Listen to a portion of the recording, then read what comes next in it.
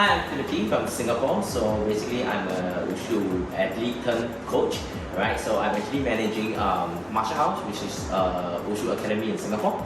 So our youngest athlete is actually about 3.5 years old, all the way to 75.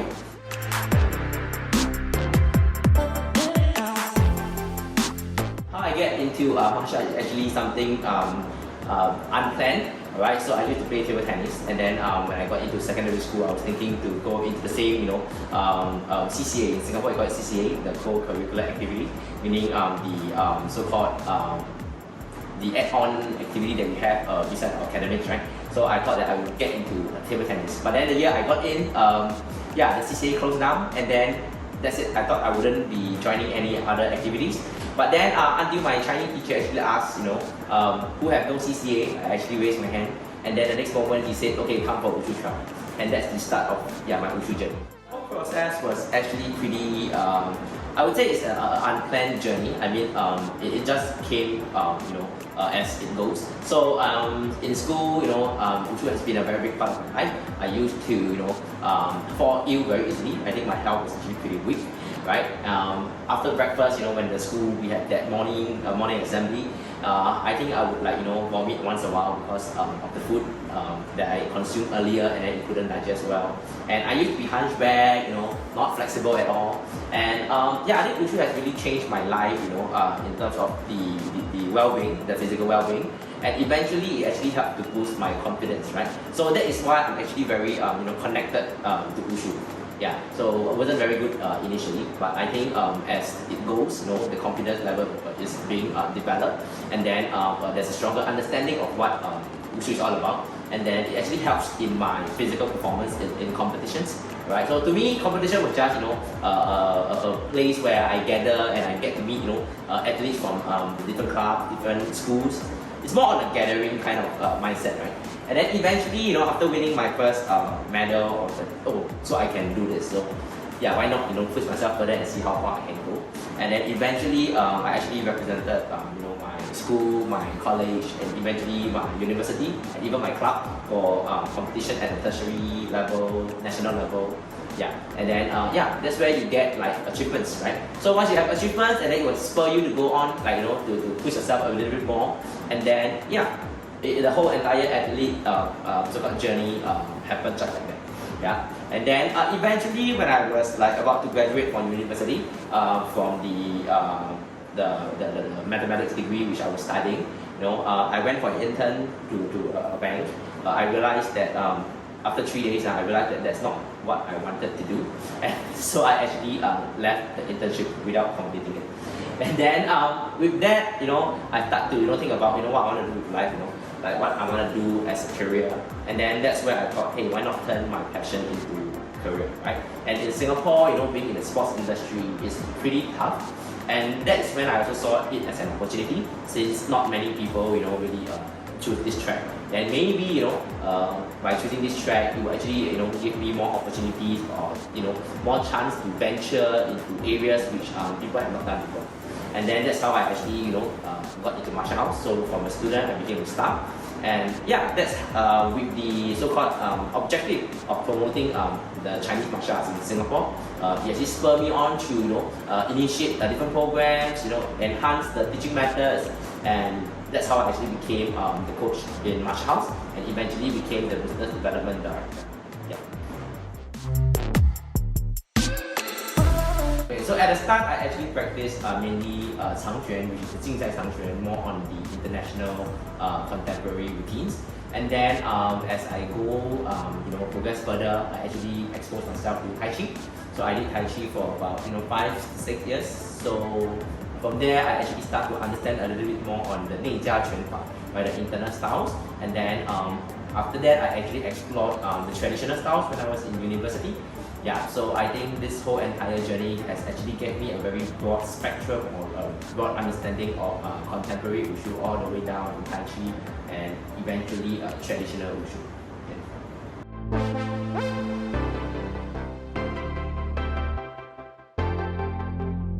With this kind of so-called uncertainty there, right? I mean, if you can look at the whole entire situation, we are not unique. I mean, across the different industries like the aviation industry, F&B, everybody is facing the same issue, the same situation. So it really depends on how we actually, take our perspective to turn this so-called pandemic into an opportunity. So that's where we explore digital means, right, to conduct our lessons as an alternative. But at the start, it was pretty tough, right, because we weren't used to the so-called the use of video recording to do Wushu lessons, but we are being forced to. And of course, once we get the engine started, things just goes very quick, progress very quickly, and everything flows naturally. So from just a online so-called sports session or training session, eventually we also went to the online performances. We went to move on to organize online competitions. Yeah, so it was really an opportunity, for us to really think out the box. I think that was one of the key factor, right, for us to sustain our so-called ecosystem that we've developed, so for a very long time. It's not easy to get to where we were, and of course we wouldn't so-called be easily give in to the pandemic, to so-called destroy everything that we have painstakingly built. Yeah. So with this technology, right, we actually leverage on the different platforms, whether it's live shows, online, virtual, etc., and really turn that into an opportunity. And of course, with all the so-called measures being in place, now the cases have greatly dropped in Singapore. So now Singapore is actually at a point whereby we are gradually reopening so-called the different border as well as lifting up the restrictions. So the situation is so much better, and hopefully, we are able to go back to what it was before the COVID-19 pandemic. Yeah. In the past, to me, competition was really more about gathering, at one place and meet the friends that I've not met for a very long time. Yeah, because for us it's like we are all fellow Wushu athletes, right? And then sometimes we don't get to see each other. I think the only time we get to see each other is during competitions, or maybe once in a while we have a gathering, right? So to me, it was really more on the gathering of fellow enthusiasts at common place. And at the same time, when we go for competition, to me it's really about, hey, what have you leveled up in competition, because I will always be very excited to see what are the routines that have been demonstrated or executed by my friends. Yeah. And then after transiting from an athlete to a coach, actually the biggest takeaway or satisfaction I have throughout the whole entire journey in Wushu is seeing the students having their own success or having their own stories. Yeah, so it's really not about me, myself, and I. I mean, when you look at the students or the juniors, are able to so-called continue the legacy, or rather create a legacy of their own, right, and having their own experience and own story. I think that is a very big satisfaction for myself. Yeah.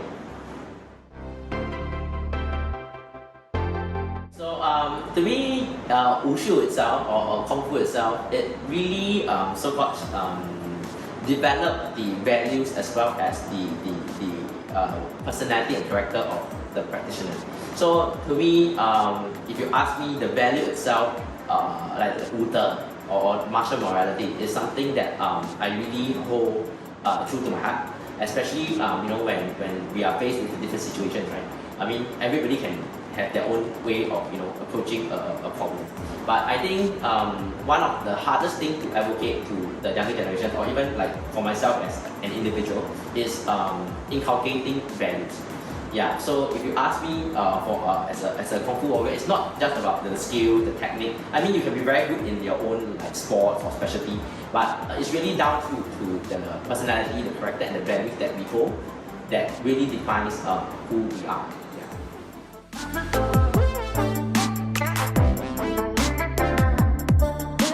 Okay, so this is a very common so-called sight, not just in Singapore but across the world, right? People tend to go and pursue activities of sports that is more popular. So for example, like soccer, basketball, the more mainstream sport. But definitely Wushu itself is not just a sport, it's a culture, it's an art, it's a way of life. Yeah, so when parents come down to come and ask me, why should that child learn Wushu or why should people learn Wushu? I mean, as mentioned, the martial morality, the values component is something that other sports can't give, right? Especially with the rich cultural heritage, right? Being a Chinese martial arts, right? It has its own value. I think the main factor is really Wushu is not just involving physical training, but of course the mental training as well as the overall development of an individual. So for those of you who are new to martial arts or fan of kung fu movies, right? You keep seeing all the actions on the screen, in the movie. Yeah, Wushu is not just all about action. It's really more about the cultivation of an individual.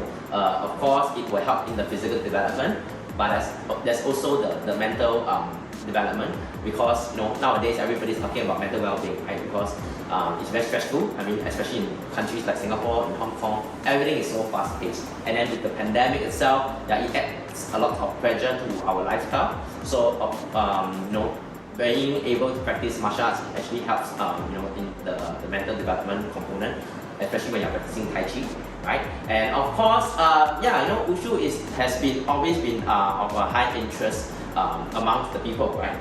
Because of the Kung Fu movie. So why not, let yourself have a chance to really be that warrior or the hero that you see on the screen. Of course, you will not be able to fly from one point to another point or having all the different special power. But I think the value itself really comes through the martial morality component. And of course, being like-minded individuals is essential for us to come together as a community to preserve the culture as well as to pass on this entire cultural heritage down to the many generations to come. Yeah.